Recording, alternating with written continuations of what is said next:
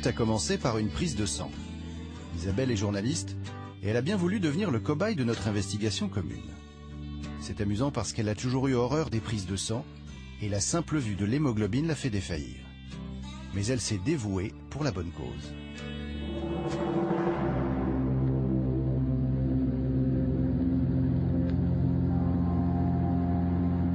Isabelle mange plutôt sainement. La nourriture, c'est son domaine. Elle est journaliste spécialisée dans l'alimentation. Chaque jour, elle reçoit son lot d'études scientifiques alarmistes. Nous sommes assaillis par tellement d'informations anxiogènes et contradictoires. Résultat, quand elle fait les courses pour sa famille, elle est comme tout le monde, perdue et incapable de choisir. Une belle pomme en dessert? Non, elle est peut-être truffée de pesticides. Pourtant, elle aura bien croqué dedans. Et ce magnifique pain complet, elle se laisse tenter? Pas sûr. Comment savoir si les aliments qui se cachent derrière ces belles apparences, ces formes voluptueuses, ces couleurs magnifiques, sont toujours bons pour nous? Qu'en est-il? Manger peut-il nuire à notre santé?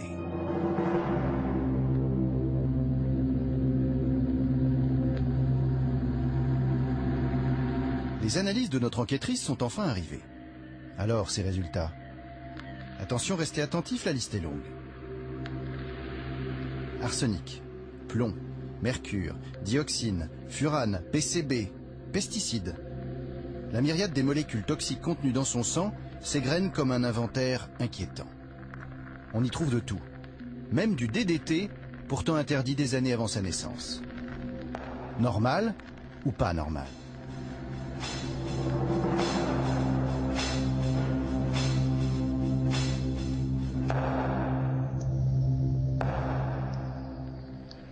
Nous décidons de lancer une investigation d'envergure sur 4 aliments parmi les plus consommés en France. Porc, saumon, pommes et pain. Puis de les soumettre à une double enquête scientifique et de terrain. Nous allons traquer ces aliments pour comprendre comment ils sont produits et en quoi ils sont différents de ce que mangeaient nos grands-parents quand la chimie n'avait pas encore fait irruption dans nos assiettes. Pour l'enquête, nous constituons un comité de scientifiques incontestables. Ces experts sont reconnus comme les meilleurs dans leur domaine. Pierre Menton, chercheur, expert en santé publique.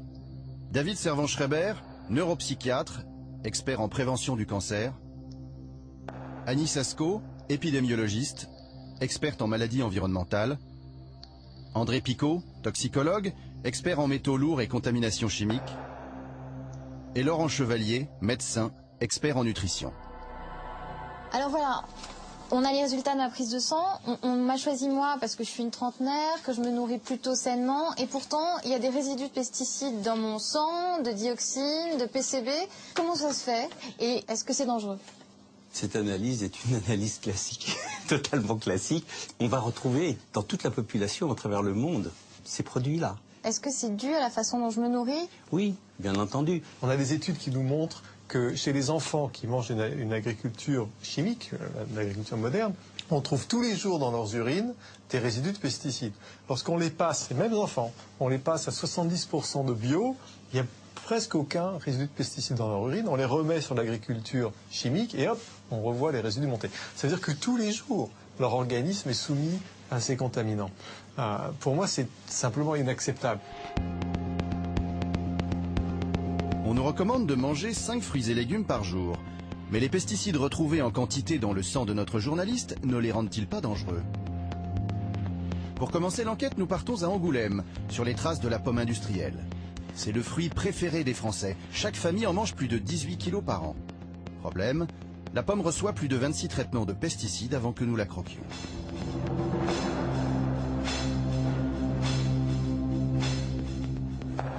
Daniel Sauvêtre est le propriétaire du verger du Tastet. Ici, on produit tous les ans 350 tonnes de pommes. Et chez ces adeptes de la culture intensive, on est persuadé que sans pesticides, point de salut.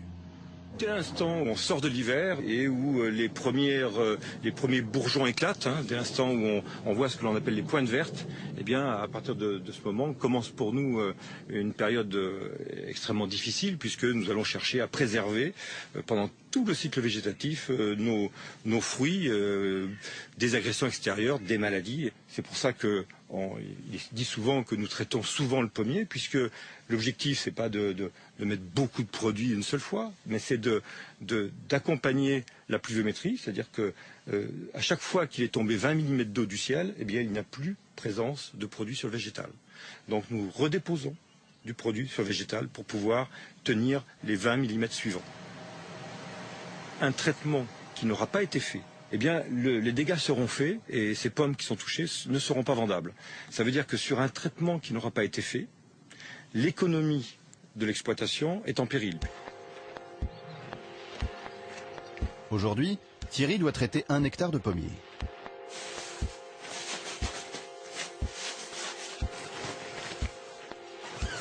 Impossible de manipuler ces pesticides sans revêtir une véritable combinaison de cosmonautes.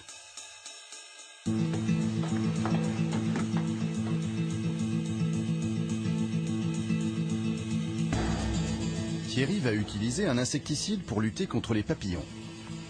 Il faut le manipuler avec précaution. C'est un virus vivant qui va contaminer les larves. Dans le langage des marchands de produits chimiques, il existe un mot tabou. Vous ne le trouverez sur aucun emballage, aucun mode d'emploi, aucune publicité. Et personne ne le prononce jamais. Ce mot, effacé du monde de l'agriculture, c'est le mot pesticide. Il faut dire produit phytosanitaire. Phyto, c'est plus rassurant.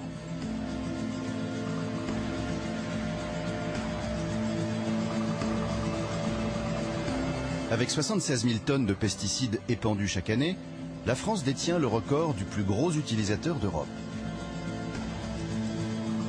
Pourtant, de nombreux vergers cultivent des pommes biologiques et n'emploient aucun traitement chimique. C'est donc possible pour peu que l'on renonce à des rendements intensifs.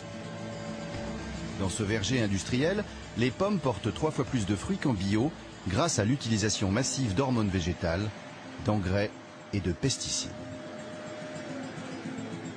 Ces fruits traités sont-ils encore bons pour notre santé? Nous achetons quelques pommes de ce verger et nous les envoyons à un laboratoire d'analyse. L'objectif est de savoir si ces pommes contiennent ou non des résidus de pesticides.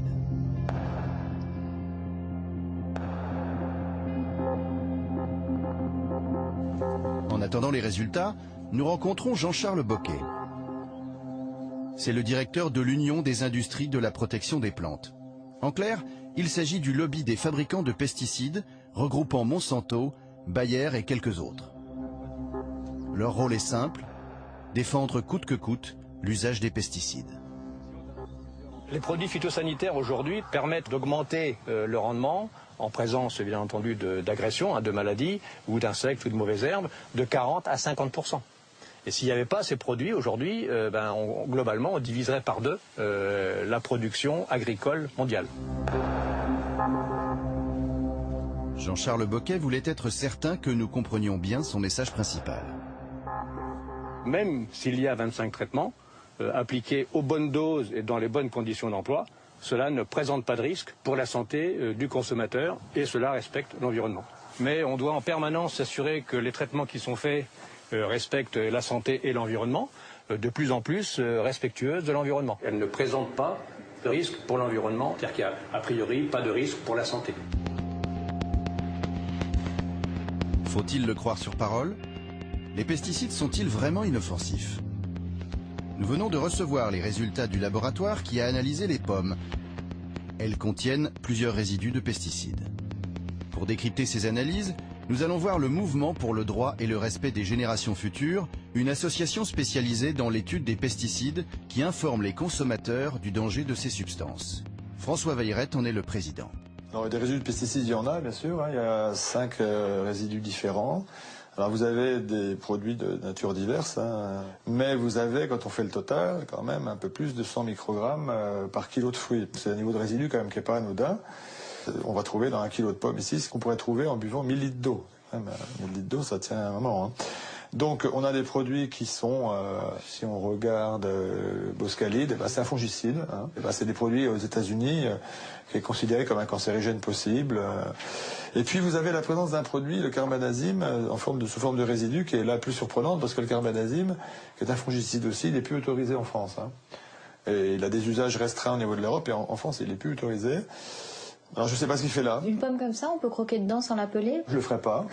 C'est un choix personnel qui n'engage que moi. Si la peler, c'est mieux pour enlever les pesticides, mais il y a des études qui ont montré qu'il fallait enlever plusieurs millimètres autour de la pomme pour enlever tous les résidus. Et si vous enlevez 5 à 8 mm de la pomme, vous allez enlever toutes les vitamines.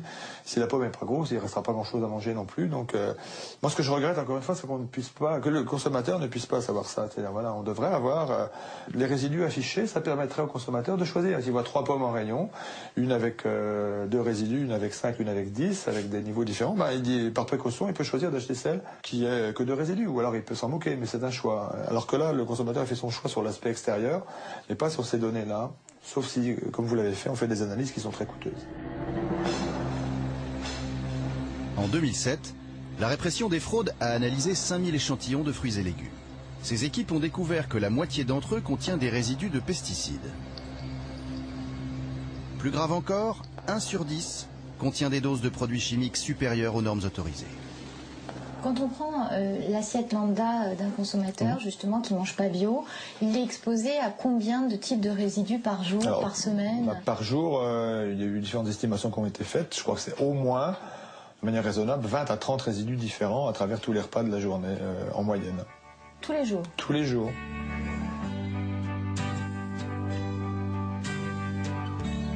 Au début de l'enquête, on a retrouvé dans les analyses de sang de notre journaliste les résidus d'une quarantaine de pesticides différents. Ces résultats sont pourtant tristement banals. On retrouverait la même chose chez chaque Français. Nous avons essayé d'en savoir plus auprès des autorités de contrôle. Mais ni l'Agence française de sécurité sanitaire des aliments, ni l'Observatoire des résidus de pesticides n'ont souhaité nous répondre. Pourtant, des études existent. Dans une récente recherche de l'INSERM, un établissement scientifique public, on apprend que la moitié des femmes enceintes ont dans leurs urines des traces d'herbicides interdits.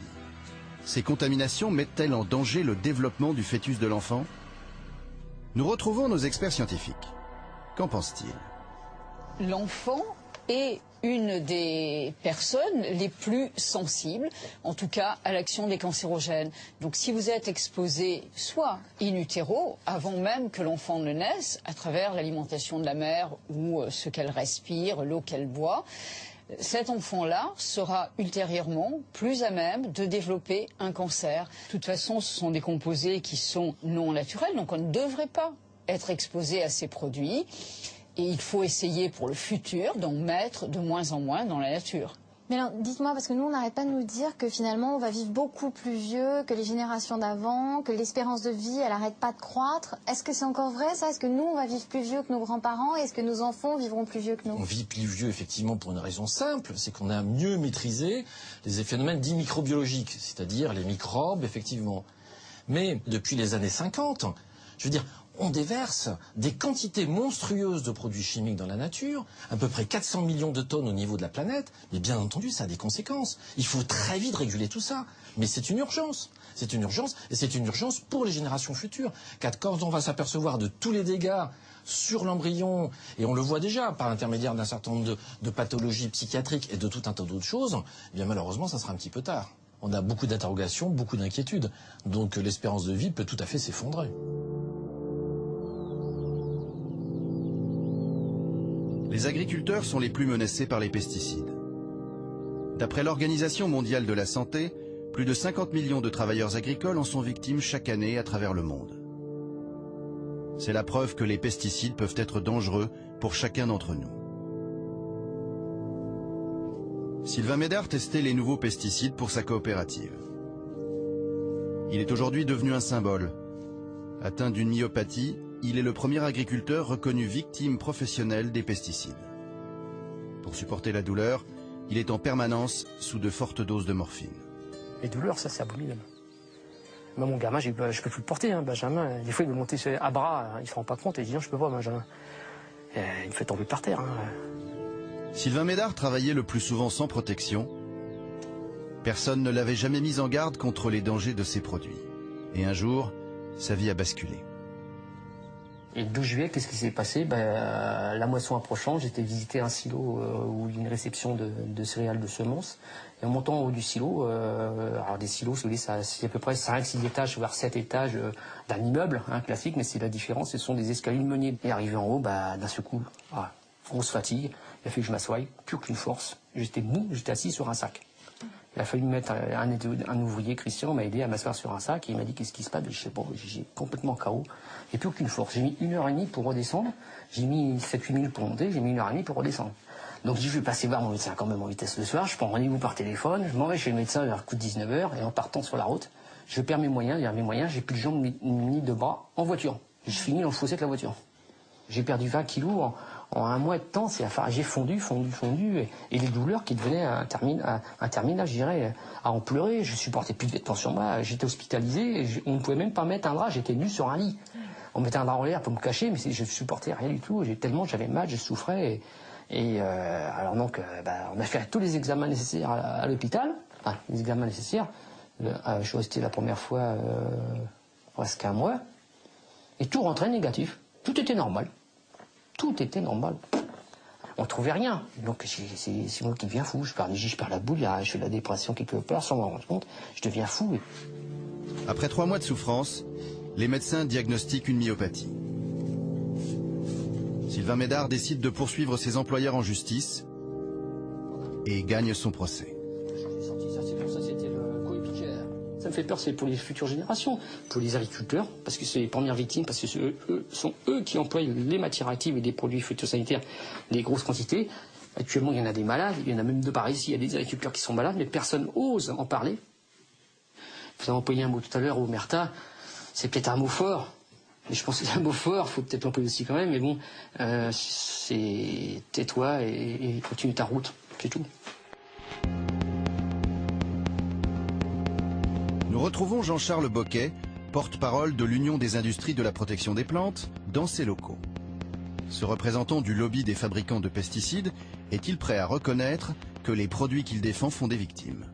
Chaque fois qu'on a voulu essayer de mettre en évidence une corrélation entre une maladie, donc Parkinson, un certain type de cancer, etc., entre donc l'exposition aux pesticides et l'apparition de ces maladies, les scientifiques reconnus, donc l'INSERM, etc., montrent qu'il n'y a pas de corrélation entre l'exposition des produits et l'apparition de ces dites maladies.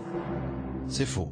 L'INSERM est formel, les agriculteurs courent 2 fois plus de risques de développer la maladie de Parkinson et certains cancers. Vous reconnaissez qu'il y a eu des procès gagnés pourtant? Alors il y a eu quelques procès où en fait il a été déclaré qu'il y avait maladie pour cause professionnelle, mais il n'est pas dit que ce sont les pesticides. Un ouvrier agricole, ça met du gasoil dans son tracteur tous les matins. Ça peut être en fait exposé à des produits d'origine animale. Et il y a toutes ces hypothèses aujourd'hui qui doivent évidemment être vérifiées. Un produit phytopharmaceutique utilisé selon les conditions d'emploi qui figurent sur l'étiquette après les évaluations n'a pas d'effet sur la santé, n'a pas d'effet sur l'environnement. Il y a un produit qui aurait un effet sur la santé, donc un effet inacceptable, ne serait pas autorisé. Alors, oui, on voit bien les résidus de traitement qui ont été faits ces jours-ci. Nous rencontrons Michel Ledoux, l'avocat qui a gagné le procès de Sylvain Médard. Alors, les agriculteurs sont-ils victimes du gazole qu'ils mettent dans leur tracteur plutôt que des pesticides? Alors, attendez, c'est faux. C'est une ânerie, une bêtise incommensurable. On est systématiquement passé par des expertises scientifiques.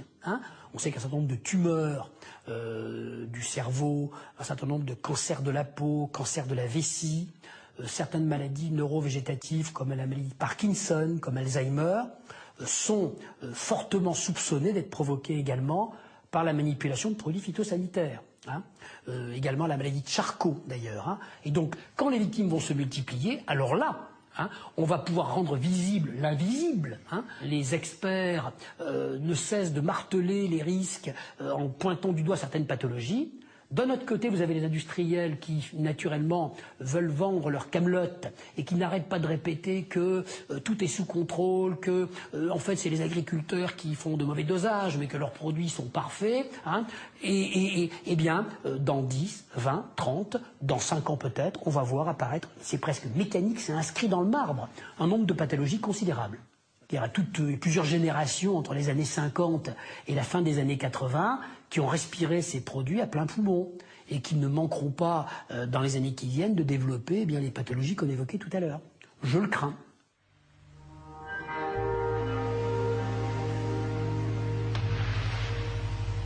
Pour l'industrie des pesticides, c'est comme si les agriculteurs malades n'existaient pas. Comme si les études démontrant le danger de ces molécules chimiques n'avaient jamais vu le jour. Quant à la majorité des agriculteurs, ils sont tellement pris par le système qu'ils n'arrivent pas à imaginer un monde sans pesticides. Le lobby des fabricants de pesticides nous a envoyés chez un agriculteur modèle, Christophe Grison, ardent défenseur de l'agriculture intensive. D'après lui, les progrès techniques auraient résolu tous les problèmes. Ce qui a vraiment changé, c'est la qualité de pulvérisation et puis tout ce qui est maintenant électronique embarqué. Et là, vraiment, ça nous permet d'être, c'est ce que je dis souvent, c'est l'agriculture écologique, intensive mais écologique, quoi. C'est un drôle de concept, ça. C'est pas un concept très courant, quoi. Non, mais on commence à en entendre parler pas mal, là. L'agriculture écologiquement intensive. Voilà, c'est le nouveau terme à la mode. Et les écolos, ils n'emploient pas ce mot-là, quand même. Non, les écolos, ils souhaiteraient qu'on puisse nourrir tous les êtres vivants sur Terre à horizon 2050, environ 9 milliards, vous m'avez dit 10 milliards, sans produits phytosanitaires, sans engrais. Moi, je dis que c'est pas possible. Techniquement, je ne suis pas contre l'agriculture biologique, bien au contraire. Il y a des idées très intéressantes à prendre chez eux. Malheureusement, moi, sur mon exploitation, je ne peux pas produire sous label agriculture biologique. Je ne peux pas me passer des produits phytosanitaires pour désherber. Je ne peux pas me passer des produits fongicides pour soigner mes plantes lorsqu'elles sont malades. Vous-même, si vous êtes malade, rien ne vous empêchera de prendre, si vous avez mal à la tête, du paracétamol. Je ne vois pas pourquoi moi je ne devrais pas soigner mes plantes s'il y a un besoin qui s'en ressent.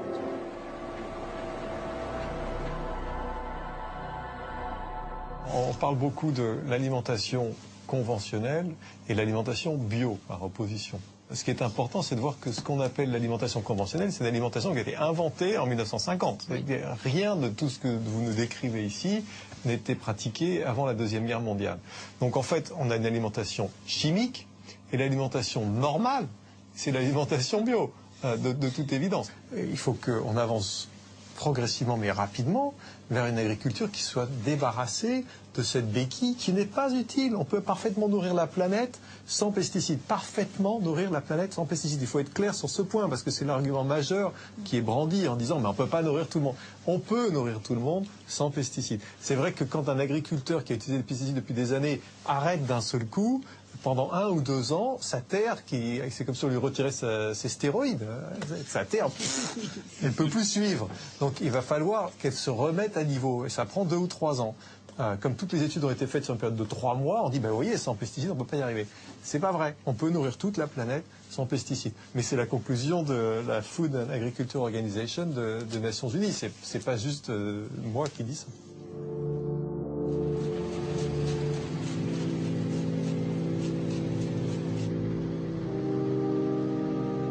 Au cœur de l'été, nous retournons chez l'agriculteur Christophe Grison. Le blé est enfin moissonné. Pas de surprise, grâce aux engrais et aux pesticides, les rendements sont très bons, 2 fois supérieurs à ceux du bio. C'est un blé de la variété Bermude qui est destiné à la panification française.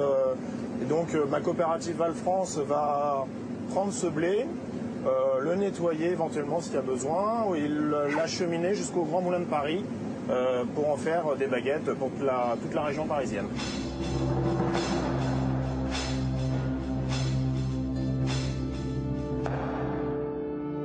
Du champ de blé au pain que nous achetons chez le boulanger, nous poursuivons l'enquête. La farine issue de l'agriculture intensive servira à fabriquer les 100 kilos de pain que chaque Français consomme par an. Mais cette farine est-elle encore saine pour le consommateur? Le blé arrive au Grand Moulin de Paris. Ici, on écrase plus de 2200 tonnes de grains par jour. Un tiers des boulangers français achètent sa farine au Grand Moulin de Paris.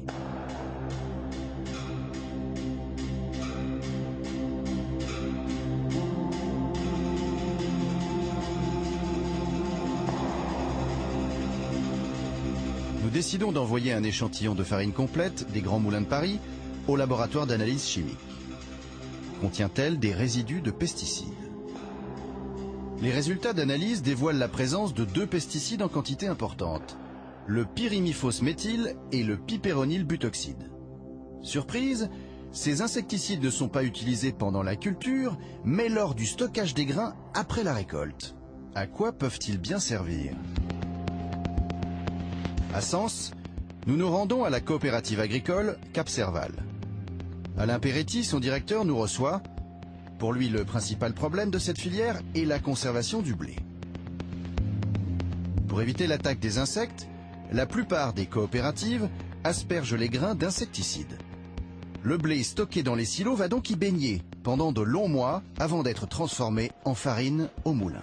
Comment diminuer les pesticides? La première mesure que nous pouvons prendre, c'est l'absence d'insecticides de stockage, puisque faut oublier que nous allons mettre de l'insecticide directement sur du grain, qu'il n'y aura pas d'activité biologique pour le détruire par derrière. Donc la première mesure à prendre, c'est probablement, c'est sûrement en tout cas celle-là. Ça paraît évident et ça paraît extrêmement clair. Les résidus laissés par la culture, par les désherbants, etc., sont infiniment faibles. Ils sont beaucoup plus importants avec les résidus d'insecticides de stockage, une fois de plus, qui seront appliqués sur le grain, une fois qu'il sera arrivé dans les silos. Conséquence, on retrouve dans la farine jusqu'à 1000 fois plus de résidus d'insecticides de stockage que d'insecticides utilisés lors de la culture du blé. Pour éviter de traiter les grains, il existe une solution simple. Stocker le blé dans des silos réfrigérés où la température ne dépasse pas 10 degrés. Problème, ces silos coûtent très cher. Seules quelques coopératives en sont équipées. C'est le cas de ce silo qui appartient à la filière dite CRC, Culture et Ressources Contrôlées. Elle n'utilise aucun pesticide de stockage et produit de la farine Label Rouge. Une partie de ces blés non traités arrive au moulin d'Yvon-Foriché. Jusqu'à récemment, Yvon transformait également des blés traités. Aujourd'hui, il ne produit que des farines Label Rouge, sans pesticides de stockage. Cette poussière-là, auparavant, je ne pouvais pas rester à côté parce que je pense que je devais être très sensible aux insecticides qui étaient mis pour conserver le grain. Et ça me faisait saigner immédiatement du nez. Je vais me faire opérer parce que je ne savais pas ce que j'avais. Et en fait, je le sais. Voilà, j'étais voir le médecin, il m'a dit non, c'est l'insecticide. Voilà. Mais je n'avais pas moyen d'arrêter. Hein, même à un moment donné, on m'a dit oui, mais comment on appelle là, t'es hémophile. Je dis non, je suis pas hémophile. Les farines de qualité, sans pesticides, sont meilleures pour la santé. Pourquoi ne sont-elles pas plus répandues dans les magasins? Le problème aujourd'hui de toutes ces démarches-là de culture raisonnée en France, les seuls qui sont réceptifs, c'est les artisans boulangers et pour moi un seul groupe de la grande distribution française. Il n'y en a qu'un. On achète des farines de blé issues de culture raisonnée contrôlée parce qu'il y a un monsieur qui s'occupe de tout ce qui est alimentation qui se pose des vraies questions. Et pour son groupe, il a pris l'engagement de le faire. Et c'est pour ça que ça dure, même la démarche. Parce qu'il oblige même les industriels avec qui il travaille à utiliser ce genre de blé. Sinon, ça serait mort et enterré, ça marcherait que pour les artisans. Malgré leur belle apparence, les pains que nous trouvons en supermarché contiennent-ils des pesticides? Nous faisons analyser en laboratoire du pain complet industriel. Les résultats confirment nos doutes. Nous retrouvons encore 2 pesticides de stockage en quantité importante. Le pain complet, qui nous a toujours été vendu comme un pain santé, comporte plus de résidus de pesticides que le pain blanc. Pourquoi? Parce qu'il contient l'écorce du blé, qui est au contact direct avec les pesticides de stockage. Au moulin d'Yvon-Foriché, nous faisons une autre découverte. Ces pains aux céréales et pains complets sont souvent fabriqués avec des mélanges tout prêts concoctés par les industriels. Dans ces kits, on retrouve des additifs chimiques. Pour quelles raisons? Il y a des boulangers qui vont être d'excellents boulangers, qui font vraiment de très belle qualité, et que sur le pain complet, personne n'aime travailler le pain complet. Voilà. C'est chiant le pain complet, ça colle aux pâtes. Donc le pain complet, bof, il fait ça. C'est pas le pain, voilà, pour nous c'est un pain de régime, c'est pas un bon pain. Il y en a parfois certains qui me disent, bon j'ai 5 kilos de pain complet à faire tous les jours, bon ça m'embête de faire, voilà, il dit je prends mes 5 kilos, je les pèse, je les mets dans le pétrin ou le batteur, j'ai du pain complet derrière, voilà. Dans certains cas, c'est pas vraiment les productions auxquelles on attache le plus de soins. Mais il faudrait peut-être informer le consommateur. Mais on va loin. On va loin. Aujourd'hui, en Europe, il y a 200 additifs qui sont autorisés pour la fabrication des pains spéciaux. Donc on a un large éventail.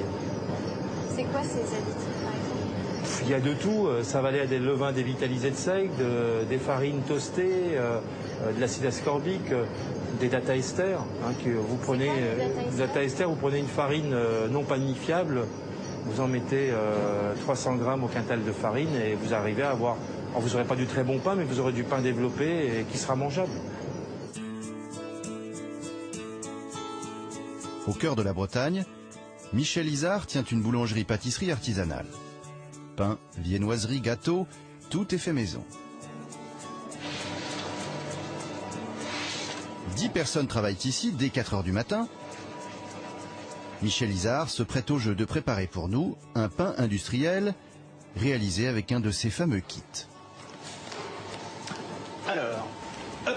Il faut que je lise l'étiquette parce que moi je ne connais pas ces produits-là. On va commencer par la composition.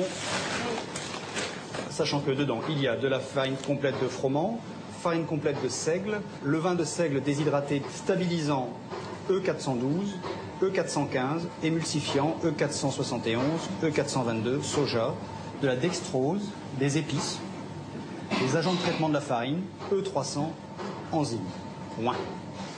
On sait quelque chose comme ça, c'est que ça va quand même nous traverser le corps. Donc s'il y a des additifs, surtout sur le pain complet avec les fibres, ça va obligatoirement laisser des traces à l'intérieur. Pour réaliser cette recette miracle, il suffit de suivre la notice écrite en gros sur l'emballage. Videz le sac, mélangez pendant 5 minutes. Voilà, donc là on voit qu'on a une pâte qui est extrêmement compacte. Peu d'intérêt. Ça n'a pas d'odeur. Ah si, ça a une odeur. Enfin, ça sent pas bon, ça n'a pas de vie, quoi. Voilà. Allez, on va pétrir. 6 petites minutes de pétrissage. Ce qu'il y a, c'est que dans le pain, il n'y a pas de magie. Faire du pain en 1 heure, si on pouvait avoir le même résultat qu'en 12 heures, tout le monde le ferait.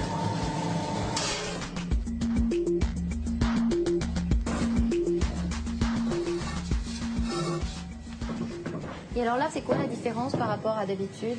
C'est une pâte morte, ça. Il n'y a pas de vie là-dedans, c'est collant, ça ne réagit pas. Ici, ça c'est un pain aux céréales aussi, mais c'est le nôtre. Donc ici, on voit bien qu'on a une pâte sur laquelle il y a de la vie. Quand on appuie dessus, ici, ça bouge, ça revient. Et puis ici, ici, il ne se passe rien, quoi. Voilà, on pourrait essayer de la modeler pour en faire une fleur, ou un chou-fleur, si vous voulez. Mais ça reste comme ça. Encore 1 heure pour laisser monter la pâte et au four. Magie de la chimie, il aura suffi d'1 heure et demie, montre en main, pour faire un pain aux céréales. Michel Izard va maintenant pouvoir le comparer avec le pain artisanal qu'il met 8 heures à préparer. Avec des graines à l'intérieur, de pavot, de lin doré, sésame. Ici, c'est sympa avec une croûte, une vraie croûte. Et celui-ci.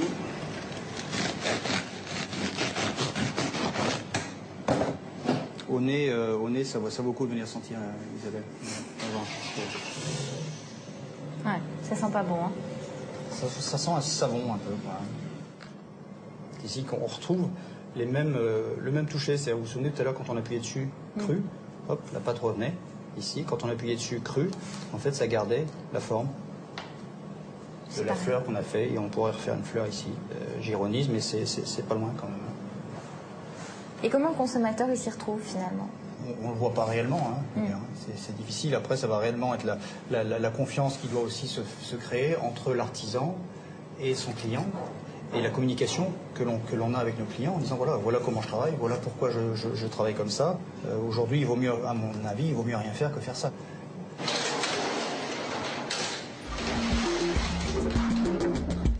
Il n'y a pas que les pains complets qui soient faits à partir de kits prêts à l'emploi.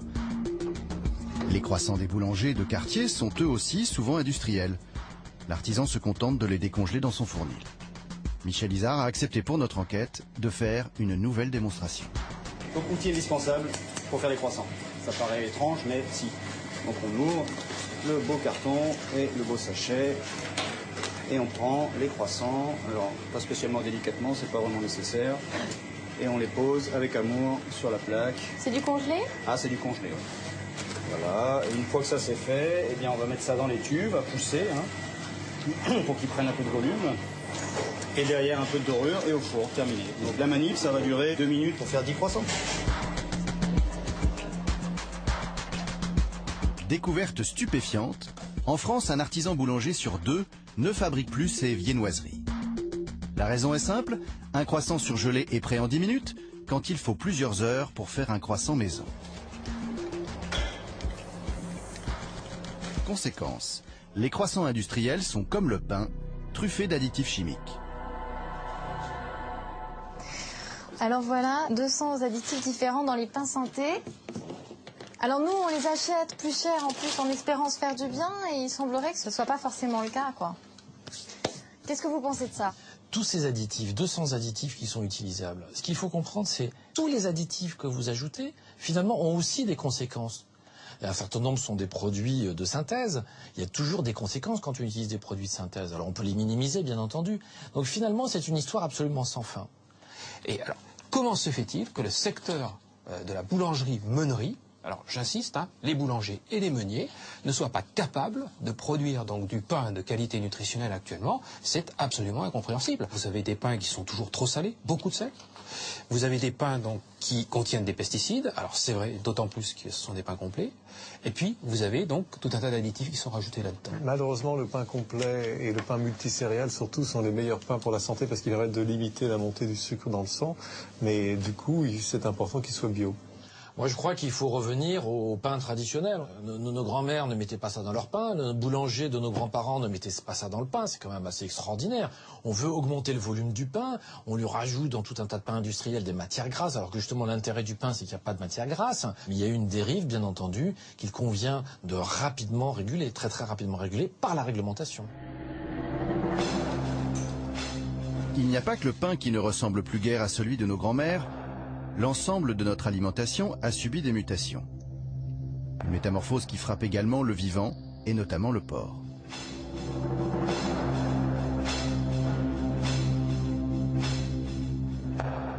Oubliez les images des cochons rustiques élevés à la ferme. Le porc est la viande la plus consommée en France. Chaque famille en mange plus de 35 kilos par an.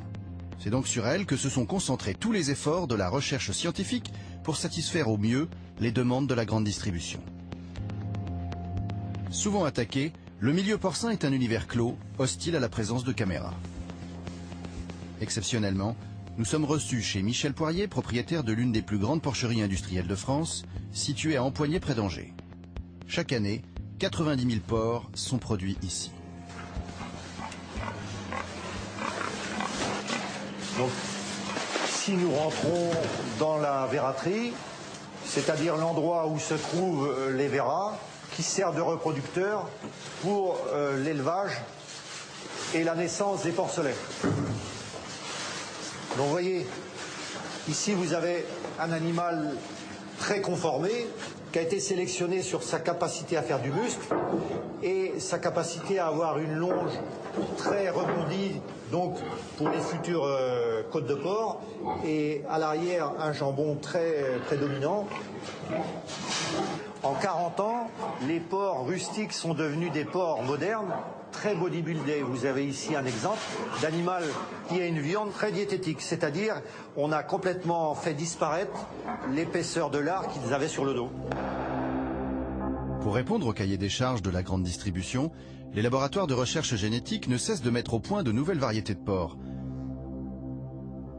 À force de manipulation, ces bêtes sont devenues très fragiles. Elles doivent rester enfermées à l'abri des microbes dans des bâtiments désinfectés où l'air est filtré en permanence.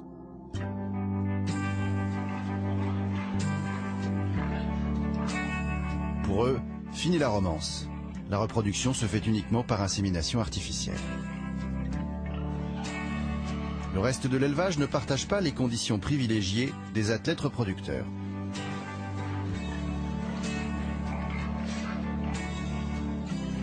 Les truies vivent parquées sur des caillebotis, au-dessus de leur déjection. Elles sont entravées pour éviter d'écraser leurs petits. Gestation, mise bas, allaitement, elles enchaînent les portées, donnant naissance chaque année à plus de 30 porcelets. Conséquence, les truies multiplient les mammites et les cystites. Quant au porcelet, 1 sur 10 ne résistera pas à ces conditions d'hygiène. La viande issue de ces élevages intensifs pose-t-elle problème? Donc ici, nous rentrons dans la partie engraissement. Les porcs sont engraissés dans des bâtiments fermés où l'air confiné se charge de poussière et d'ammoniac. C'est des bêtes de course, hein. C'est des Formule 1, il suffit qu'ils mangent de trop et puis il a un souci intestinal, donc ça peut provoquer la mortalité. Hein. C'est une Formule 1 compliquée, difficile à maîtriser, donc il faut beaucoup de professionnalisme pour gérer et suivre l'élevage. C'est ce qui fait d'ailleurs la difficulté de l'élevage moderne actuel. Ces conditions d'élevage provoquent de nombreuses maladies respiratoires et digestives. Les porcs, fragilisés par la sélection génétique, sont désormais privés de leur défense naturelle. Dès lors, comment éviter de les soigner à l'aide de médicaments?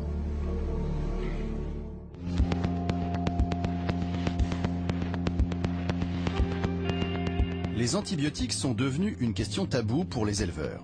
Ils affirment ne presque plus en utiliser. Pourtant, le dernier rapport des autorités sanitaires confirme que les ventes de médicaments restent stables. D'ailleurs, depuis 10 ans, les porcs absorbent à eux seuls la moitié des antibiotiques de France. Nous avons rendez-vous dans un autre élevage à la pointe de la Bretagne pour essayer d'en savoir un peu plus. Ce jeune couple produit 9000 porcs par an dans des bâtiments ultramodernes. Nicole et André Sergent font partie des rares éleveurs à reconnaître que les antibiotiques sont indispensables. Il y a un vétérinaire qui est salarié de la coopérative, qui passe dans l'élevage régulièrement et qui ensuite prescrit en fait pour cet élevage le plan, on va dire, sanitaire pour les semaines et mois à venir. Et pour les administrer, ces médicaments, vous pouvez le faire, non? Alors, toutes les administrations, que ce soit des injections directes à tel ou tel animal par rapport à un petit problème qu'il peut avoir, donc là, ce sont nous qui faisons ces interventions, et également, si c'est un traitement collectif sur un lot qui peut arriver, également ce sera l'éleveur qui va le faire. Et si j'interviens, c'est beaucoup à Panari ou ce genre de choses, un peu de diarrhée, et ponctuellement quoi. Un problème de diarrhée, on va traiter juste, et là on utilise donc des pompes doseuses, c'est directement dans l'eau. Parce que même s'ils ne mangent pas, ils vont boire. Donc on est sûr qu'ils sont traités. Voilà. Et sachant qu'on en fait très peu. Très peu. Voilà. Mais c'est comme les humains, voilà. Quand on est malade, un passage de grippe, voilà, on va traiter nos animaux, mais sinon on ne fait pas systématiquement. Voilà.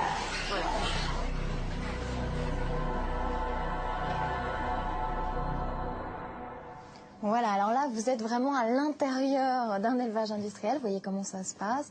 Est-ce qu'il y a un risque, en tout cas, peut-être que je me tourne vers vous, André Picot, qu'il y ait des résidus d'antibiotiques dans la viande, et est-ce que dans ces cas-là, c'est problématique pour l'homme? Le gros problème, c'est que depuis quelques années, on a beaucoup amélioré le type d'antibiothérapie chez les porcs. Autrefois, on utilisait des antibiotiques qui donc étaient facilement détectables. Maintenant, on peut utiliser des antibiotiques qui, théoriquement, sont quasi indétectables. Et ça, bien entendu, ça pose problème. Parce qu'ils vous diront, vous voyez, nous faisons des dosages et on ne trouve pas d'antibiotiques. On a pris sciemment des antibiotiques qui n'étaient pas détectables pour qu'on ne puisse pas les tracer, c'est ça? Absolument, bien sûr. En tout cas, pour ce qui se passe en France, le problème de fond, c'est quand même le rôle des pouvoirs publics. Donc, est-ce que, par exemple, actuellement, l'Agence française de sécurité sanitaire des aliments, les services vétérinaires, font des contrôles répétés, suivis sur des élevages au hasard? Réponse non. Parce qu'ils n'ont pas assez de moyens pour le faire. Toute la stratégie repose sur l'autodiscipline et le volontariat du secteur agroalimentaire. Ce qui est assez remarquable comme position, de mon point de vue. On pourrait proposer au pouvoir public de faire la même chose, par exemple, pour la conduite automobile. Je leur propose l'année prochaine, donc, pendant une année, faire une expérience et de laisser donc les automobilistes libres à eux, basés sur leur autodiscipline, et voir ce que ça donne en termes de nombre de morts sur la route. Donc, penser que ça va se passer différemment dans le secteur agroalimentaire et dans le secteur économique en général, je trouve ça assez remarquable.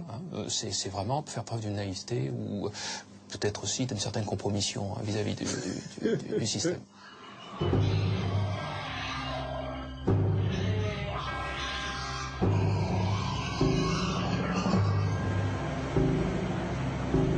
Pas assez de contrôle des éleveurs, pas assez de contrôle de l'alimentation. Mais si un porc est contaminé, comment le savoir? La dernière barrière avant notre assiette, c'est le contrôle à l'abattoir. Pénétrer dans un abattoir est devenu presque impossible. Ces images sont donc particulièrement rares.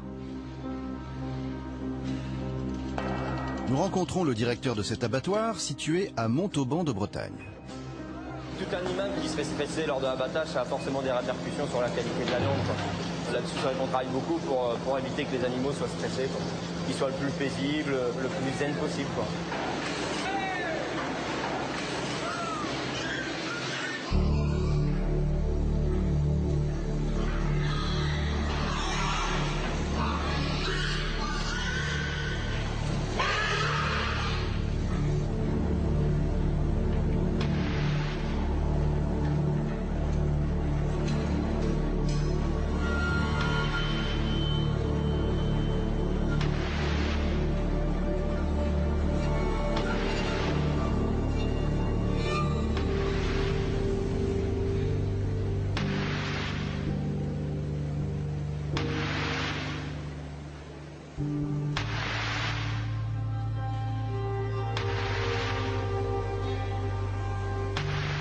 Tonnes de viande sont préparées ici chaque année.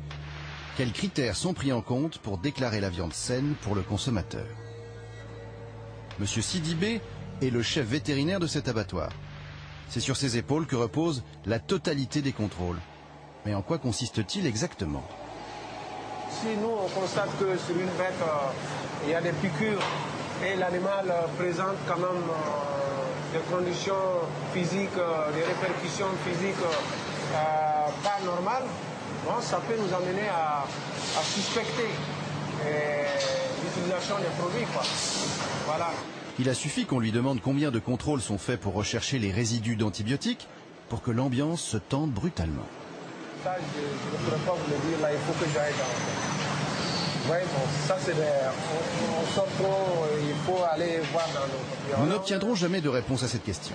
Je n'ai pas beaucoup d'éléments là. Combien d'analyses approfondies recherchent les résidus d'antibiotiques ou de produits toxiques? Les seuls contrôles auxquels nous assistons sont visuels. Après un rapide coup d'œil, les assistants vétérinaires apposent l'estampille certifiant que la viande est saine.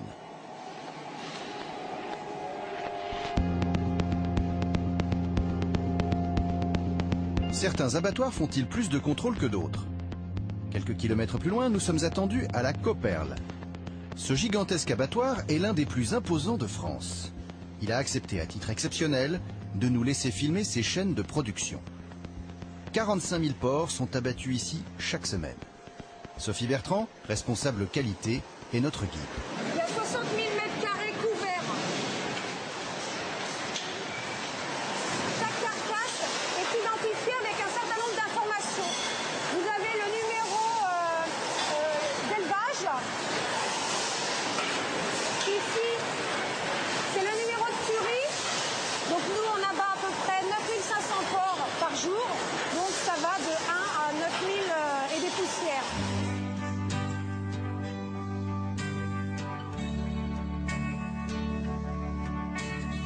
Dans cette immense usine, il n'y a que 12 vétérinaires pour contrôler chaque jour plus de 9500 carcasses. Après un rapide calcul, nous réalisons que cela ne leur laisse que 30 secondes pour juger de la qualité des porcs et décider si cette viande peut finir ou non dans nos assiettes. Mais comment font-ils? Les vétérinaires, ils regardent l'aspect visuel de la carcasse et des abats qui correspondent à la carcasse.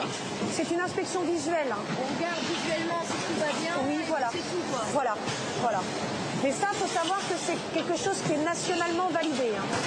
Il n'y a pas de distinction d'un abattoir à l'autre. Il y a une grille bien spécifique.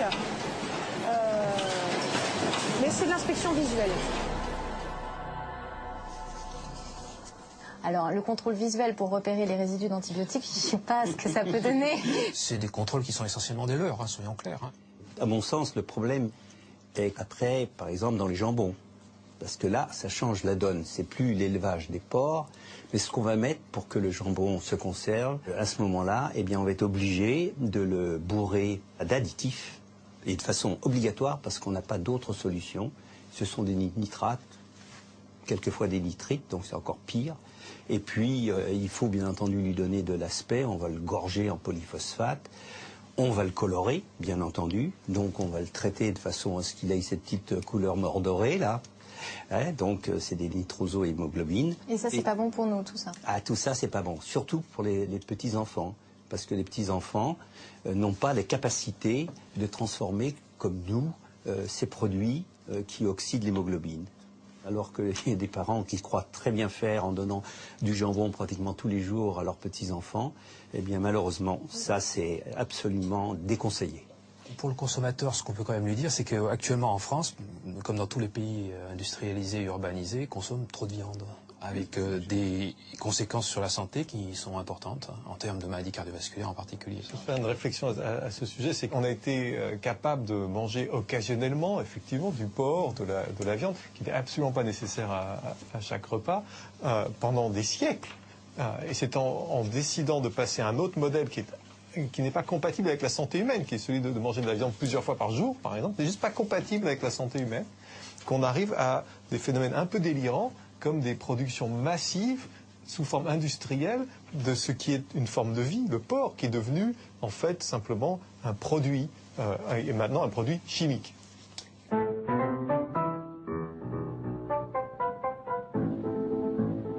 L'élevage porcin est à l'image de toute l'agriculture française.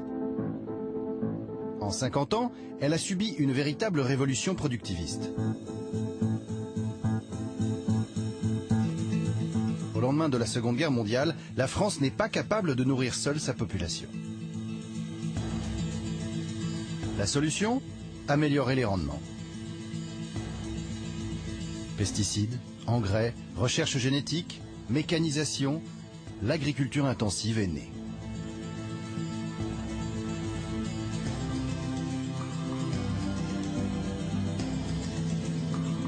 Regardez ces vaches paisibles. Ce sont leurs derniers moments de quiétude passés dans les champs. Bientôt, cette image sera l'exception. Les animaux quittent les prairies et les cours de ferme pour être enfermés en batterie.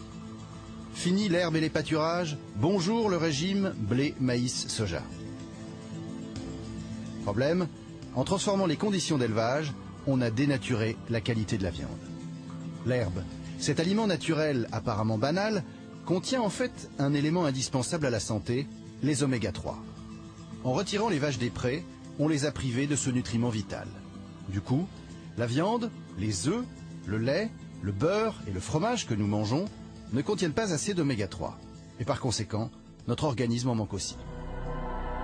Déjà, d'emblée, David Servan-Schreiber, si vous pouviez nous dire qu'est-ce que ça fait un déséquilibre oméga 3, oméga 6 sur le corps humain et en quoi c'est gênant? Il faut d'abord comprendre ce que c'est les oméga 3 et les oméga 6. Voilà, exactement. Toutes les cellules du corps ont besoin d'acides gras, de certaines graisses pour fabriquer leurs membranes, pour échanger entre elles, et puis ces graisses sont ensuite transformées dans le corps pour agir sur tout un tas de fonctions biologiques. Il y en a deux, les oméga 3 et les oméga 6, que le corps ne peut pas fabriquer et qui pourtant sont indispensables à son fonctionnement. Donc c'est une situation un peu paradoxale. J'ai besoin de quelque chose pour toutes mes fonctions, mais je ne peux pas le fabriquer. Ça ne peut provenir que d'une seule source, votre assiette. Si vous ne les mangez pas, ils ne sont pas dans vos cellules. S'ils ne sont pas dans vos cellules, il y a tout un tas de conséquences derrière, dont certaines catastrophiques. En plus, ces oméga 3 et ces oméga 6 ont des fonctions très différentes. Les oméga 6, par exemple, favorisent l'inflammation, favorisent la coagulation du sang et stimulent la croissance des cellules dans le corps. Les oméga 3 font l'inverse. Tant que les deux sont en équilibre, tout va bien. Simplement, depuis qu'on est passé à l'alimentation industrielle, les oméga 6 sont en augmentation constante et les oméga 3 sont en chute. Donc on se retrouve avec des aliments qui nous chargent en facteurs inflammatoires, qui coagulent notre sang, qui ont tendance à rendre le sang plus coagulable, et qui stimulent la croissance des cellules. Chez un adulte, les seuls types de cellules qui peuvent croître, c'est le gras et le cancer. Donc on donne en fait, quand on déséquilibre l'alimentation en chargeant en oméga 6 et en réduisant en oméga 3, on donne des facteurs qui peuvent promouvoir la croissance du cancer et qui font grossir les gens. Donc un œuf de 1960, j'ai pu retrouver des études là-dessus, un œuf de 1960 avait à peu près autant d'oméga 3 et d'oméga 6, c'était un aliment santé qui nous apportait des oméga 3. Un œuf de 2000, il y a une étude dans le New England qui le montre, un œuf de 2000 contient 20 fois plus d'oméga 6 que d'oméga 3. Donc on l'a transformé en un aliment pro-inflammatoire et qui stimule la croissance des cellules.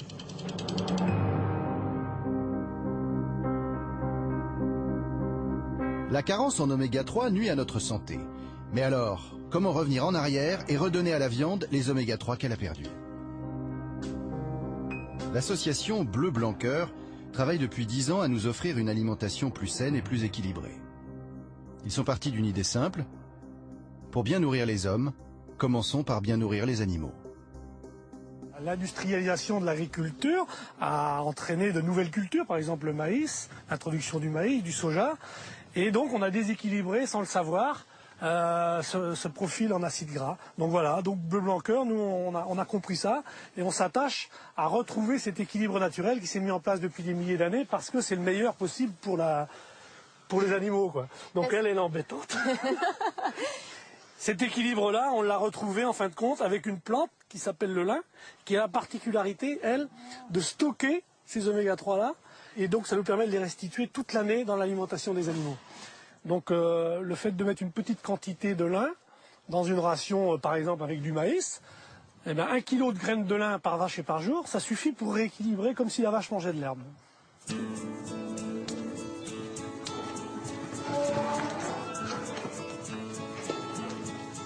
Ici, on a un aliment qui contient 50% de graines de lin.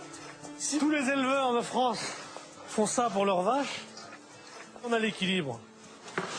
Et pour les aliments complets, parce que pour les filières porc, donc là c'est incorporé dans le granulé, quoi. Pas besoin de le rajouter. D'après les calculs de l'association Bleu Blanc Cœur, il suffirait de cultiver 1% seulement de la surface agricole française avec du lin pour rééquilibrer en oméga 3 la nourriture de nos élevages. 1% seulement de la surface agricole pour que les volailles, les œufs, le bœuf, le porc et même la charcuterie que nous mangeons contiennent suffisamment d'oméga 3.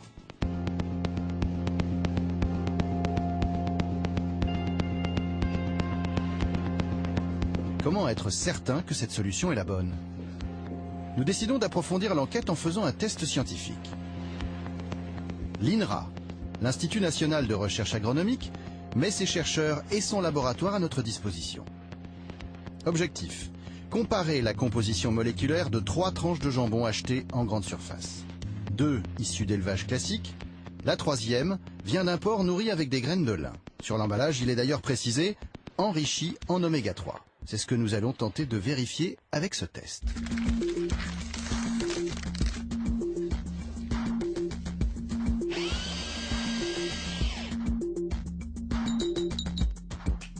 Les scientifiques commencent par extraire la graisse du jambon grâce à des réactions chimiques complexes.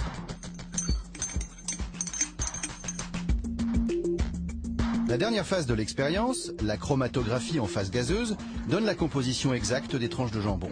Les résultats sont sans appel.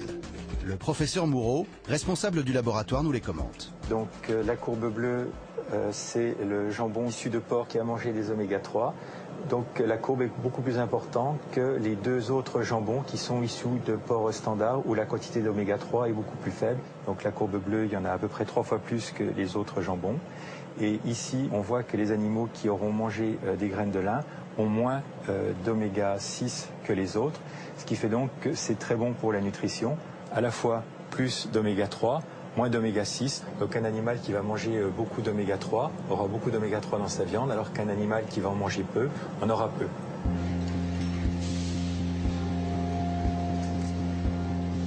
Le test est positif. Le porc nourri avec du lin est bien meilleur pour la santé que les jambons industriels classiques. Alors, pourquoi seules quelques marques le commercialisent? La réponse est économique. Les viandes de meilleure qualité reviennent un peu plus chères aux éleveurs. Pour un porc, comptez à peine 2 € de plus par carcasse, soit 2 centimes plus cher par kilo de viande. 2 centimes pour protéger notre santé. Qui refuse de payer? Les éleveurs vendent aujourd'hui leur porc 30% moins cher qu'il y a 15 ans. Ce n'est donc pas d'eux que peut venir l'effort. La solution la plus simple ne serait-elle pas que la grande distribution accepte de baisser ses marges? Dans ce système, ce n'est pas la qualité qui prime, mais la quantité.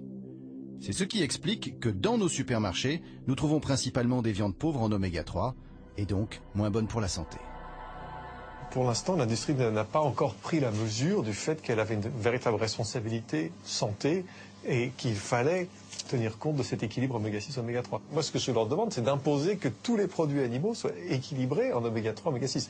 Je ne leur demande pas d'imposer comment on y arrive, mais ça devrait être des produits qui soient comparables à ceux que nous mangions en 1950. Il n'y a pas de raison de tolérer une telle dérive dans la nature même de ce qui nourrit la population. Moi, je me souviens très bien, dans l'affaire du sang contaminé, on reprochait de ne pas avoir assez parlé. Et donc, on était coupable parce qu'on n'avait pas assez parlé. Bah, là, on parle.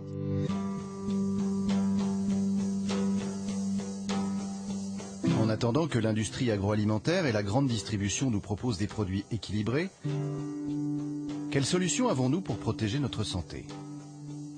Que devons-nous manger au quotidien?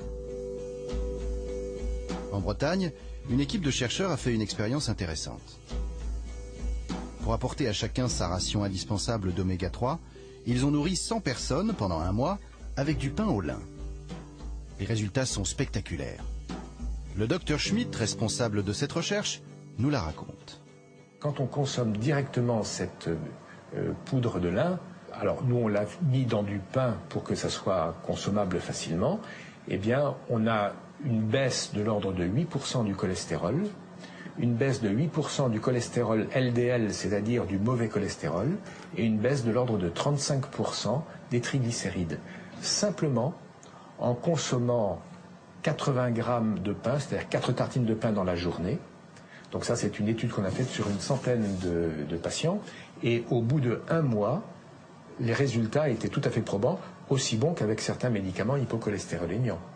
C'est du pain actuellement, dans toutes les boulangeries, vous pouvez demander du pain au lin et vous en trouvez.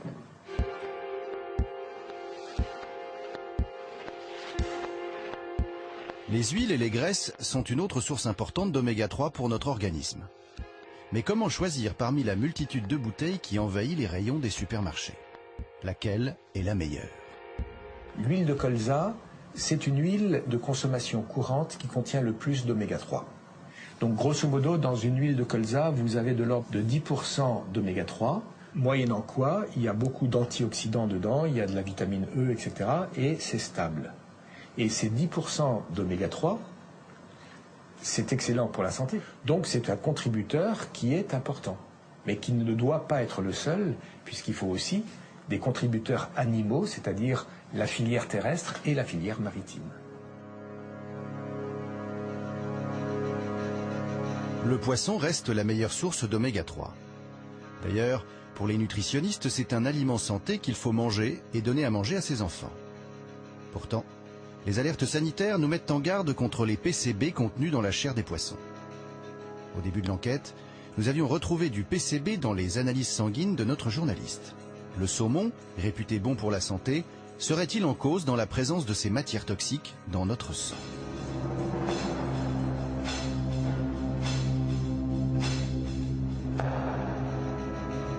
Nous arrivons en Norvège. C'est là qu'est produite la quasi-totalité du saumon. C'est notre poisson préféré. On en mange en moyenne 2,5 kg par an et par personne. Le poisson sauvage a quasiment disparu de notre assiette. Il a été remplacé par le saumon d'élevage.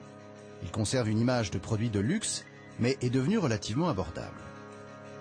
Pour comprendre comment ce poisson est élevé, nous nous rendons chez Marine Harvest, le plus gros producteur de saumon au monde.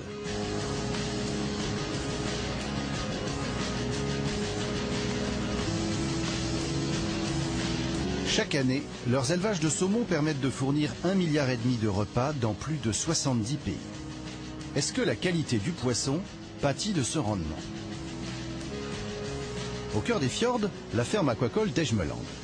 Il nous aura fallu 6 mois de tractation pour obtenir l'autorisation de filmer cet élevage. Marine Harvest est même allée jusqu'à commanditer une enquête sur notre journaliste afin de mieux cerner nos intentions.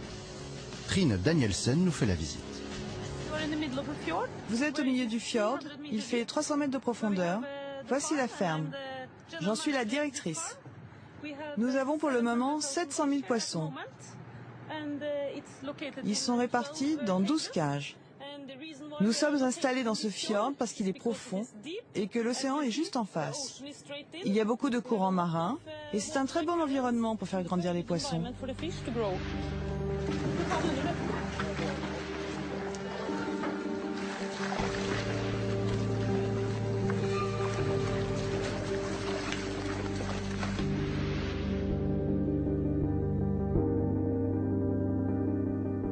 Ces 20 dernières années, l'élevage du saumon a beaucoup évolué. C'est la génétique qui a largement permis de faire progresser l'industrie du saumon.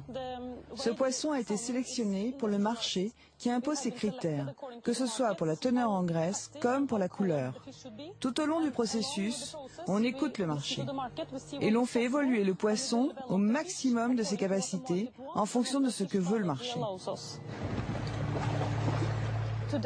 Aujourd'hui, on peut élever des poissons toute l'année et on peut les récolter toute l'année, ce qui veut dire que chaque jour, on alimente le marché en saumon.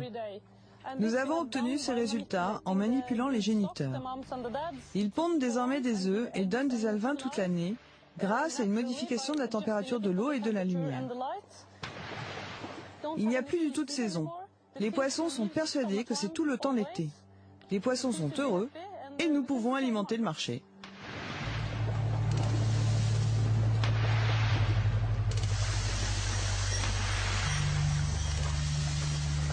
Les saumons industriels sont nourris artificiellement. Un réseau de tuyaux leur distribue 3 fois par jour des granulés contenant un mélange de farine de poisson et d'huile végétale.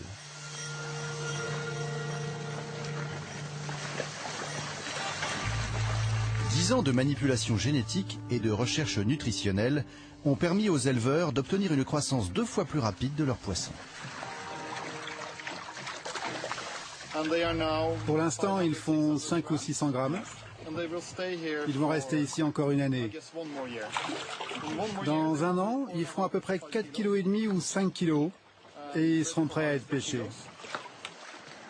À cause de sa croissance fulgurante, le saumon d'élevage est 4 fois plus gras que le sauvage. Mais en contrepartie, maintenant on a le choix de la couleur. Vous pouvez à peu près obtenir la couleur que vous voulez. Avant, on utilisait des colorants naturels à base de crustacés et de crevettes. Aujourd'hui, on utilise des substances chimiques, mais c'est exactement la même molécule. On les ajoute à la nourriture du poisson. C'est le même colorant que celui utilisé pour colorer vos œufs du petit déjeuner.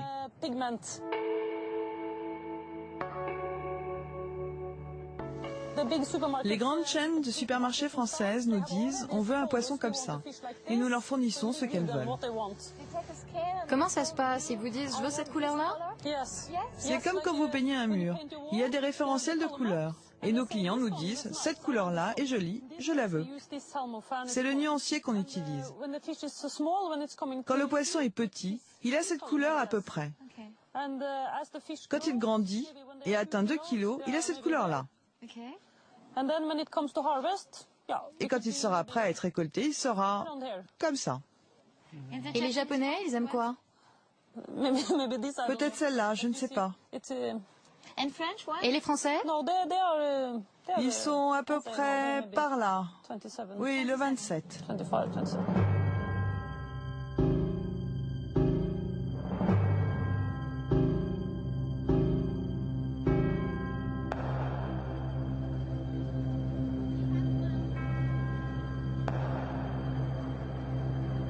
Deux fois par semaine, un bateau vivier débarque 100 tonnes de saumon à l'abattoir.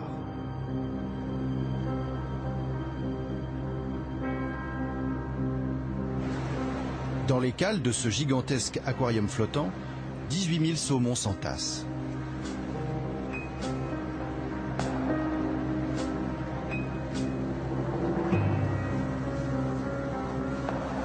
Ils sont rejetés à l'aide d'énormes pompes dans les cages de l'abattoir.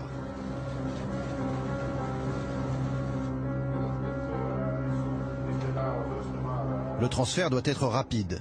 Les saumons nagent dans leurs excréments. L'eau se charge alors d'ammoniac et les poissons risquent d'étouffer.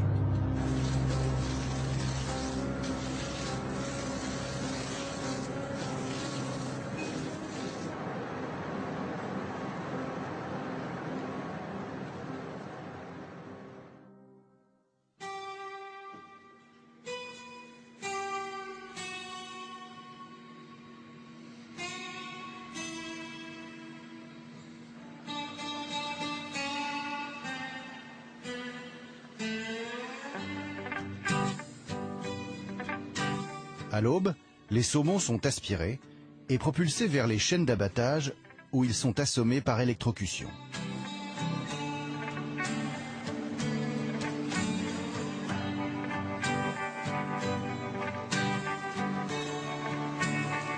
Ils sont ensuite égorgés un par un.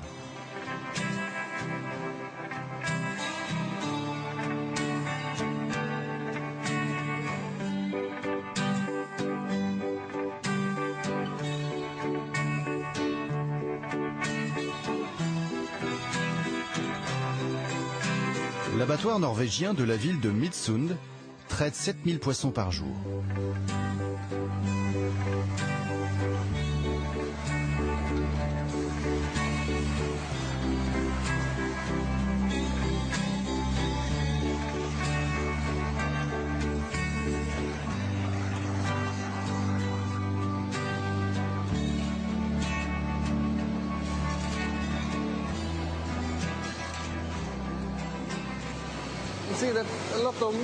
Vous voyez, il reste beaucoup de viande autour de la tête, du collier et autour des arêtes. On les met dans ces boîtes, on congèle les têtes, les colliers, les arêtes et les queues. Cela représente 4 produits qui sont ensuite envoyés en Ukraine, en Chine et dans différents pays pour y être préparés. Ainsi, chaque jour, 5 tonnes de restes sont expédiés à l'étranger pour y être décortiqués. Ils seront réexpédiés en France et transformés en plats cuisinés. Comme les industriels n'ont aucune obligation de fournir la provenance de leurs ingrédients, il nous est donc impossible, lorsque nous mangeons nos tagliatelles au saumon ou nos lasagnes de la mer, de savoir s'ils contiennent ces restes. On retrouve pour le saumon les mêmes problèmes que ceux que nous avions découverts pour le porc, des contrôles insuffisants et une traçabilité alimentaire impossible. En bout de chaîne, on s'aperçoit que les poissons sont triés dans 2 caisses différentes. Pourquoi? Vous voyez, il y a un problème avec la chair du poisson. Elle est très molle. C'est pour ça qu'il y a toutes ces crevasses. La chair se délite, il y a des trous. On ne peut pas envoyer ces filets vers les pays occidentaux. Ils sont trop regardants sur la qualité. On doit trouver d'autres clients. On ne rencontre jamais ce genre de problème avec les saumons biologiques. Des scientifiques travaillent sur ces questions. Certains pensent qu'il s'agit d'un problème avec la nourriture ou que c'est à cause des conditions d'élevage. Dans le nord du pays, l'été, le poisson grandit trop vite. Mais il est très difficile de savoir à quoi c'est dû. Le jour de notre visite, un saumon sur 5 posait problème. Cela soulève la question de la qualité de ce saumon industriel. Comment vous distinguez un saumon industriel d'un bio? Vous pouvez les reconnaître grâce à la couleur. Un saumon biologique n'est pas aussi rouge qu'un saumon normal, parce qu'ils ne peuvent pas mettre les mêmes colorants pour les poissons biologiques. Vous pouvez aussi le voir avec les nageoires. Là, vous voyez, elles sont abîmées. En bio, les nageoires sont bien plus belles parce qu'il y a moins de poissons dans les cages. En biologique, vous auriez une queue parfaite.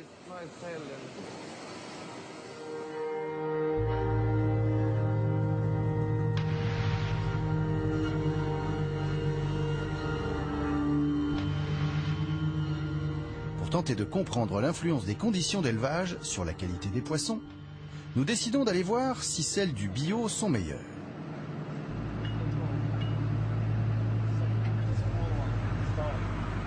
Au nord de la Norvège, Villa Mijolax est une ferme d'élevage de saumon bio. Nous suivons Per Gunnar, son directeur général. Accompagné de son équipe, il part 2 fois par jour en pleine mer nourrir ses poissons. Combien de tonnes de poissons vous produisez ici? Dans ces 4 cages, on a 500 tonnes de poissons. Cela fait environ 2000 tonnes en tout.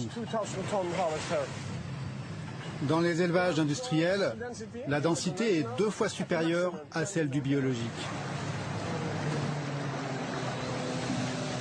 En discutant avec Per, nous découvrons un autre problème. L'alimentation des saumons est composée de granulés fabriqués avec des huiles et des farines de poissons sauvages. Comme les poissons de la plupart des mers du globe sont contaminés par les PCB et les dioxines, la nourriture des poissons d'élevage, même en bio, contient ces produits toxiques.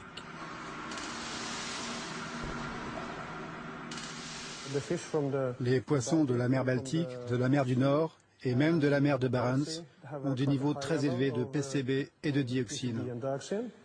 Il est possible aujourd'hui de nettoyer les huiles et les farines extraites de ces poissons, mais pour l'instant, ce n'est pas fait à grande échelle. Il y a des discussions scientifiques sur le fait que si l'on nettoie ces huiles, on risque aussi de retirer des bonnes choses.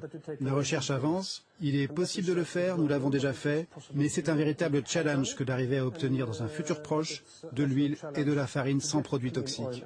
Pourquoi les fabricants refusent de le faire pour l'instant? Pourquoi elles ne le font pas? Je pense que c'est à cause du coût. Le but est de produire le moins cher possible. Donc, le risque est grand que, même bio, le saumon contienne du PCB et des dioxines. Voilà qui expliquerait peut-être pourquoi on en a retrouvé dans le sang de notre journaliste. Nous avons cherché à en savoir plus sur les contrôles réalisés sur ces produits. Mais une fois encore, les instances de sécurité sanitaire françaises ont refusé de nous répondre. Pourtant, ce problème n'est pas nouveau.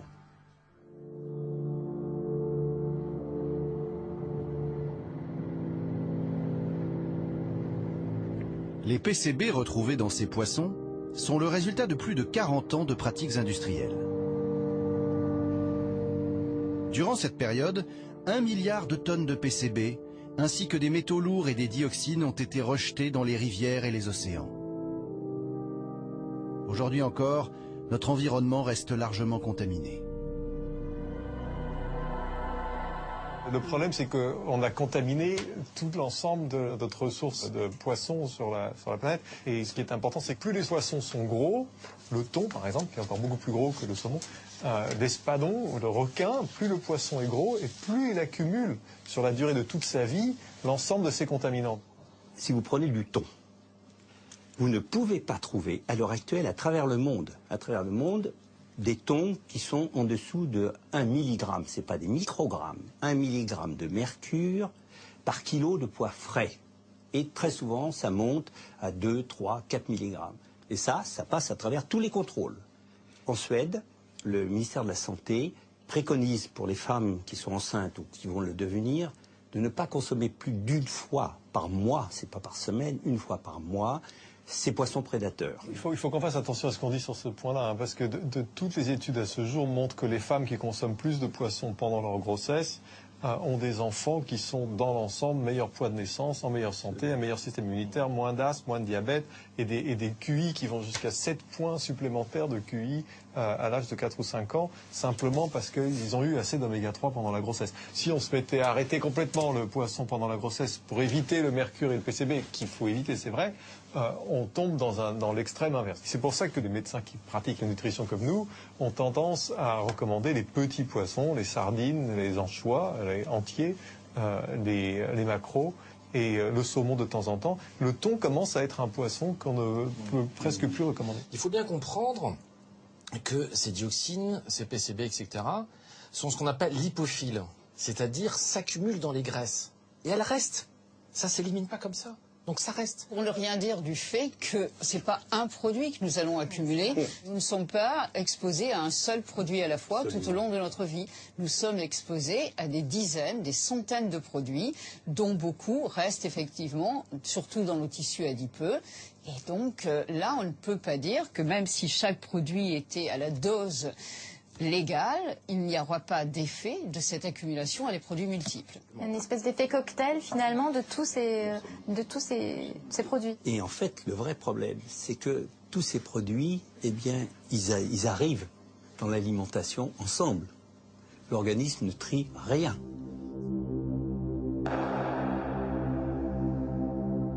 L'une des découvertes majeures de notre enquête, c'est l'omniprésence de la chimie dans notre assiette. Les saumons, les porcs, les pommes, tous ces aliments naturels contiennent des substances toxiques. Qu'en est-il des produits transformés par l'industrie agroalimentaire? Dans le TGV pour Paris, nous achetons un déjeuner au wagon-restaurant. Un geste banal pour la plupart des voyageurs, mais pas pour nous, qui traquons désormais sans relâche la malbouffe. Nous remarquons avec amusement que toutes les filières de l'enquête que nous menons depuis plusieurs mois sont rassemblées en un seul repas. L'effet cocktail est là, devant nous. Du pain, de la viande, du poisson, des légumes, des fruits. Nous connaissons maintenant bien ces produits nous savons ce qu'ils cachent. Mais ils réservent encore de belles surprises. La préparation industrielle a ajouté quelques intrus. Une ribambelle de E, des correcteurs d'acidité, des acidifiants, des émulsifiants, des colorants, des antioxygènes, des épaississants, des gélifiants, des stabilisants, des conservateurs. Au final, 18 additifs dans le sandwich, 12 dans le cake, du mauvais gras et du sucre en surdose.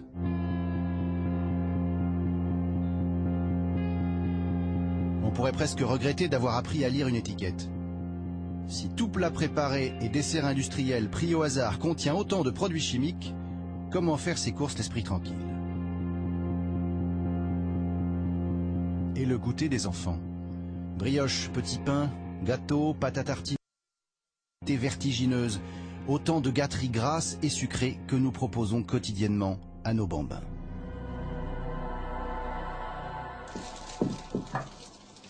Alors, qu'est-ce que vous en pensez un petit peu? Ça, c'est un petit peu un florilège de tout ce qu'on donne à nos enfants au goûter. C'est pas la peine d'aller produit par produit.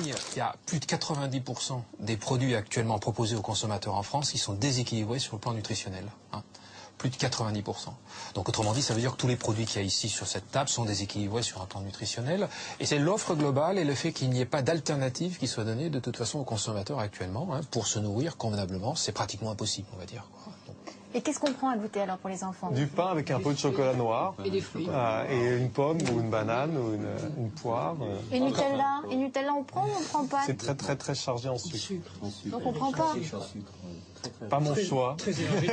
David Savant-Schreiber, on mange plus de sucre aujourd'hui qu'on en mangeait il y a quelques années? Ça c'est extraordinaire. On a des données précises là-dessus. Au 19e siècle, on consommait 5 kilos de sucre raffiné par personne et par an. 5 kilos. À la fin du XXe siècle, en 2000, en France, on était à 37,5 kilos de sucre raffiné par personne et par an. On se demande même par où passent ces 37,5 kilos. Si vous êtes 4 dans la maison, ça fait 140 kilos de sucre blanc qui passe. Donc tous ces produits-là, ça participe aux 37 kilos qu'on mange? Évidemment. Le pire, ce sont les boissons sucrées. C'est-à-dire que si vous mettez 3 sucres dans votre café ou dans une tasse de thé, vous dites j'exagère un peu. Dans une canette de Coca-Cola, il y en a 12 morceaux de sucre. Je crois qu'il faut laisser tomber tout ça. Vous auriez pu rajouter aussi ici les céréales petit déjeuner, hein, tout ça, c'est pas bon à la santé. Alors, en prendre de temps en temps, oui, mais en prendre tous les jours, par exemple, en sortant de l'école, ou truc comme ça, ce n'est pas bon du tout. Qu'est-ce qu'on risque alors à en prendre tous les jours? Ce qu'on risque, c'est de développer à 30 ans, 40 ans, 50 ans, une hypercholestérolémie, hein, un diabète, une obésité, un surpoids, après une maladie cardiovasculaire qui va avec, infarctus, AVC, certains types de cancers, et puis voilà, donc une santé qui va se dégrader très rapidement et qui va être dramatique à être vécue. Hein. Conséquence directe de cette nourriture industrielle, l'obésité. Il y aurait 6,5 millions d'adultes obèses en France, 2 fois plus qu'il y a 12 ans. Plus grave encore, l'obésité infantile sévère s'est accrue de 300% en 15 ans. Or, cette maladie a des conséquences graves sur notre santé. Le professeur Marmuse est spécialiste de la chirurgie digestive à l'hôpital Bichat à Paris. Toutes les pathologies qui peuvent survenir, les principales, enfin, on peut les classer schématiquement en 2 groupes. Il y a celles qui vont mettre votre vie en danger. Alors c'est toutes les pathologies cardiovasculaires, hein, c'est l'athérosclérose, l'insuffisance cardiaque, le risque d'infarctus, le risque d'accidents vasculaires cérébraux. C'est le diabète, qui est quand même extrêmement fréquemment associé à l'obésité, dont on sait que c'est le plus grand pourvoyeur d'obésité et d'insuffisance rénale terminale. Et bon, voilà, c'est essentiellement les maladies métaboliques et les maladies cardiovasculaires. Et puis vous avez toutes les pathologies qui vont pas mettre votre vie en danger, mais qui vont vous pourrir la vie. C'est-à-dire toutes les pathologies articulaires, vous n'allez plus pouvoir marcher, avec des problèmes dans les genoux, il va falloir vous mettre des prothèses. D'après certaines études, l'obésité diminuerait l'espérance de vie de 10 ans. Je suis encore jeune, bien sûr. J'ai encore jamais eu de problème de genoux, mais j'entends les gens qui disaient mal aux genoux. J'avais du mal à monter les marches quand même. Donc, et puis au niveau du cœur, mon père est décédé d'une crise cardiaque à 47 ans. Donc c'est là qu'on a décidé de me prendre en main. Je commence à avoir des problèmes de santé au niveau des articulations des chevilles, du genou. Du coup, je me fais suivre pour perdre du poids. J'ai quand même presque 80 kilos à perdre. Et à 30 ans, c'est un peu dommage, quoi. Monter des escaliers et être essoufflé à la longue, c'est énervant. Et ensuite, reprendre son souffle, le cœur qui s'emballe pendant au moins 10 minutes. Donc là, j'ai 30 ans, bientôt 30. C'est que le début, donc si je continue dans ce rythme-là, qu'est-ce que je vais être à 50 ans ? Sommes-nous tous égaux face à l'obésité? Bien s'alimenter coûte souvent plus cher et les plus démunis se tournent vers des aliments riches en calories, mais pauvres en nutriments. Du sucre, des graisses et de l'énergie à bas prix. Nous rencontrons Serge Erkberg, directeur de l'unité de surveillance et d'épidémiologie nutritionnelle de l'INSERM. Il préside également le programme national Nutrition Santé qui a pour objectif d'améliorer la santé des Français en leur donnant des conseils pour manger sainement. Est-ce qu'il y a une fracture alimentaire aujourd'hui en France ? C'est indéniable. On voit aujourd'hui une fracture alimentaire, une fracture nutritionnelle avec des populations plus favorisées qui aujourd'hui améliorent la qualité de leur alimentation, qui améliorent leur activité physique et qui améliorent leur état nutritionnel, alors que dans les populations défavorisées, les problématiques restent extrêmement importantes et l'écart se creuse. Et si vous regardez par exemple la problématique de l'obésité de l'enfant, on a beaucoup d'études maintenant en France qui montrent que chez les enfants des classes sociales les plus favorisées, comme chez leurs parents, on voit se stabiliser ce qui était l'épidémie d'obésité. Aujourd'hui, elle se stabilise, voire même elle diminue dans les populations les plus favorisées, alors qu'elle augmente encore de façon considérable si vous faites les mêmes études dans des zones d'éducation prioritaire, dans des collèges, dans des écoles de zones plus défavorisées. On a 2 fois plus chez l'adulte et parfois 3 fois plus chez l'enfant d'obèses ou de surpoids dans les populations défavorisées.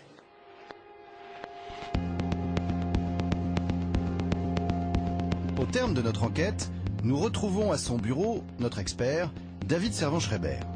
David travaille à mi-temps aux États-Unis. Pour nous aider à visualiser les ravages de l'obésité, il nous présente un document rapporté d'Amérique du Nord. Il n'y a absolument aucun doute qu'aujourd'hui nous sommes face à une épidémie d'obésité, comme nous avons aussi d'ailleurs une épidémie de cancer, et d'ailleurs l'obésité est un des principaux facteurs de risque du cancer. Je peux vous montrer une carte impressionnante de l'évolution de l'obésité aux États-Unis. Je vais vous montrer qu'au début des années 80, ce qui est incroyable, c'est qu'aux États-Unis, les gens étaient normaux. J'ai vu des gens qui avaient une morphologie normale. Vous voyez ici la carte de l'obésité. On ne parle pas juste de surpoids, on parle d'obésité, c'est-à-dire des gens qui sont d'obésité morbide, qui ont du mal à marcher, qui ont des troubles médicaux liés à leur surpoids imposant. On voit ici la carte américaine de tous les États des États-Unis. Au fur et à mesure des années, vous allez voir les années défiler et vous allez voir des couleurs apparaître comme le orange, avec 25% des gens qui ont une obésité morbide, jusqu'au rouge où on est à plus de 30% des gens, plus d'une personne sur 3 en obésité morbide. Des choses qui sont inconcevables. Et sur une période de temps extrêmement courte. Voilà à quoi ça ressemble. 85, 87, 89. 91, 93, 95, 97, 2000, on est à 20% d'obésité. 2001, les premiers États avec 25%. 2002, 2003, 2004, 2005, premiers États avec 30% d'obésité. 2006 et 2007. Donc sur une période de 22 ans, vous voyez simplement une explosion du phénomène d'obésité aux États-Unis. Où en sommes-nous en France? Nous sommes au début de cette courbe. Il nous appartient de faire en sorte d'éviter de tomber dans cette épidémie. Et je vous rappelle que l'obésité, c'est un des principaux facteurs de risque pour le cancer. Donc ce que vous venez de voir là, avec 10 ans d'écart, parce qu'il faut au moins entre 10, 20, peut-être 30 ans entre l'obésité, développement de l'obésité et le développement du cancer, c'est potentiellement la carte du cancer dans 30 ans. David Servan-Schreiber n'est plus le seul à lier l'augmentation du nombre de cancers avec l'environnement et l'alimentation industrielle. Les statistiques et les recherches récentes lui donnent raison. En 25 ans, le nombre de nouveaux cancers a doublé. De l'arsenic, du plomb, du mercure, des dioxines, des furanes, des PCB et plusieurs dizaines de pesticides différents. Nous avions commencé cette enquête en découvrant que le sang de notre journaliste, comme celui de tout un chacun, est pollué. Nous en connaissons maintenant les causes. L'industrie agroalimentaire nous vend des produits déséquilibrés, les contrôles publics sont insuffisants, l'alimentation de qualité est souvent chère. Et pourtant, rien n'est irrémédiable. Comme nous l'ont démontré nos experts, Nous avons tous le choix de modifier notre manière de manger. Le pouvoir est dans le caddie du consommateur.